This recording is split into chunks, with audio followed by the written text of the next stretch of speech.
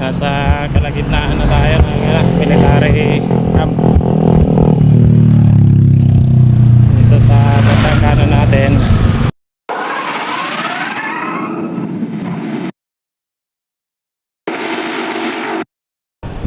Ayan guys, good afternoon. Ayan, lalakad-lakad na naman tayo para sa ating daily walking exercise. Ayan. So start tayo ng 4:27. Dapat hanggang 5:27 tayo maglalakad. Yun yung pinaka natin, main goal lagi, at least 1 hour na walking exercise. Ayan. So dito na tayo sa ayan, ito yung usual na natin dito, exercise. Mapa-jogging man yan, mapa-walking, ito yung mga kalsada dito. Okay, so update na lang hanggang makatapos tayo. Dito na ulit tayo sa Kaparangan. Ayan, lawak na Kaparangan to, mga pastulan ng baka.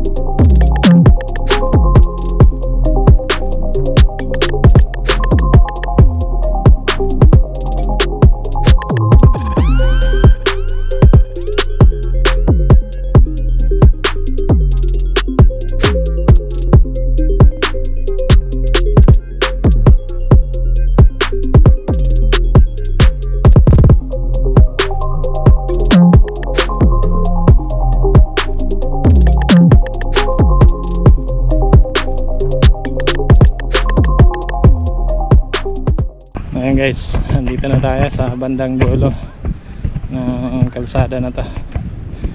Ayan na tayo sa intersection.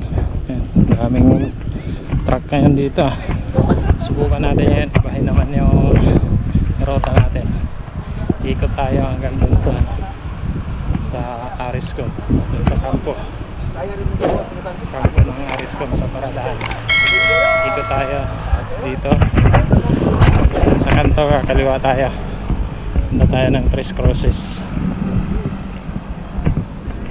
tapos ikot hanggang doon sa kampo ng Ariscom, pabalik doon sa Tansa Tracer Road. Okay, para maiba naman.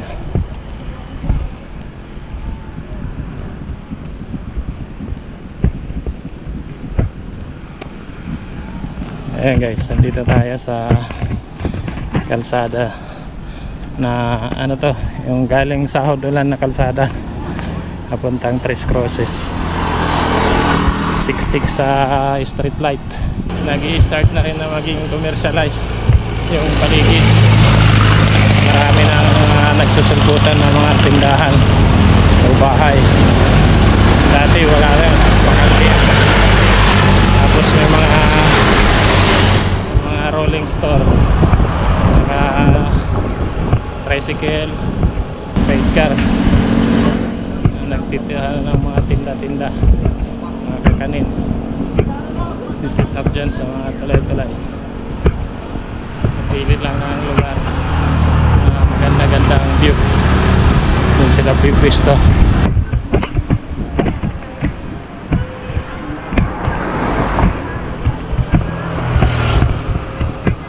Kubo lang mga bahay dito kasi mga bagong bagong sulpot lang. Karamihan dito mga tinda, mga gulay, mga talong, patula, upo, pampalaya, tapos mga talbos. Tapos mga saging, yan, gabi, kamuting kahoy. Hindi ko pa subukan mamili dito kung mura, gaano kung presyo, ang presyohan nila dito, kung mas mura ba kaysa dun sa palengke. Ayan guys, approaching na tayo dito sa dulo ulit ng kalsada na to. Bali pangalawang dulo na to. Ayan. Actually minsan napuntahan na rin namin to dito nila misis kasama si Bunso. Naglakad-lakad kami, pero hanggang dito lang sa may kanto.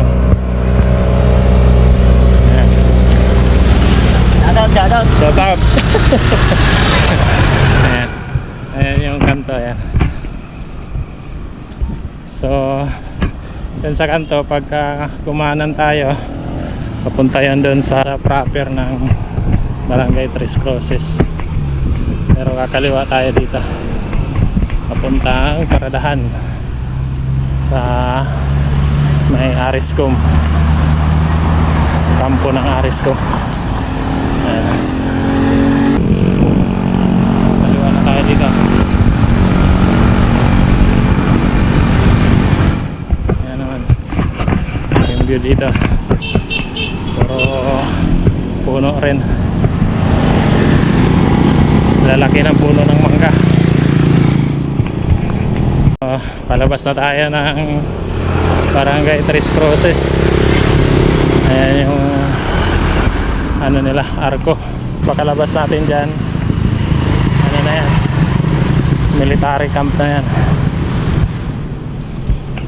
Sakop na yan ng ano, Ariscom. So ayan, part na yan ng Campre Beaches.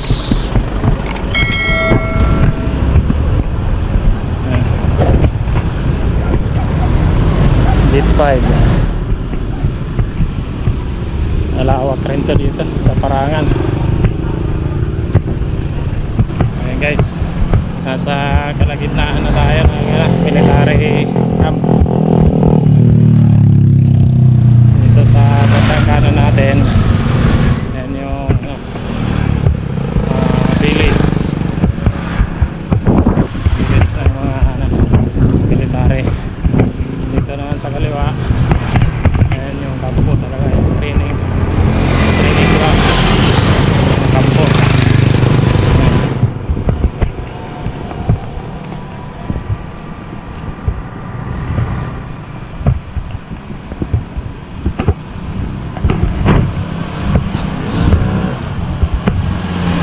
Ayan guys, nandito na tayo sa kanto, sa Tracer Road dito sa Paradahan. Sinabagtas na natin yung Sunset Tracer Road galing Paradahan pumunta tingnan natin so saan tayo liliko, doon sa kanto ng Bagtas o doon sa kanto ng Vista Mall. Ayan guys, ito yung view dito, Tansa Tracer Road between Paradahan dos Tansa Bagtas.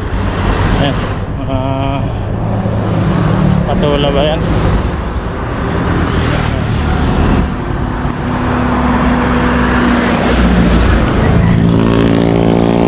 Mas umpisa na rin dito magkaroon ng mga ano, mga commercial spaces dito, mga tindahan.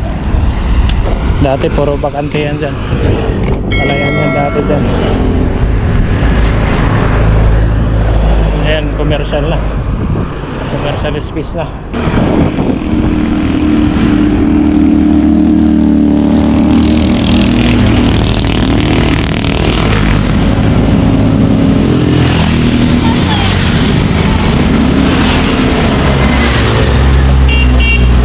Nakahigit isang oras na pala tayo. Sawa na lang 10 minutes na siguro. Kaliwa na tayo dito. Kanton ng Bagtas. Balik na doon sa atin.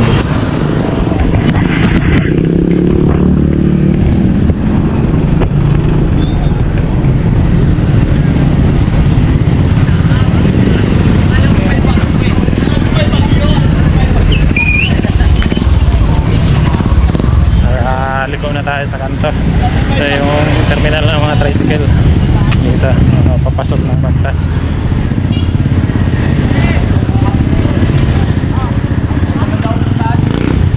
Ayan guys, dito na tayo sa dulo ulit ng kalsada, dulo ng Bagtas Road. Ayan, kanan na tayo dito, papunta na ng Lumina at kakaano na tayo.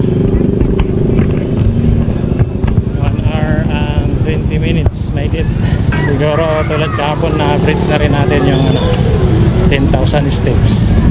Actually kahapon naka 11 tayo, 11,000 plus na steps. Napunta naman tayo ng gabi.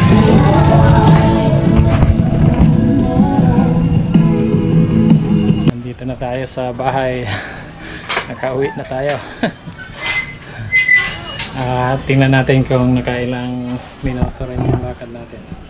Ayan, 1 hour and 27 minutes. Ayan.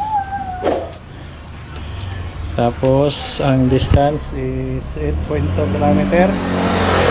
Average speed natin is 5.6 km per hour.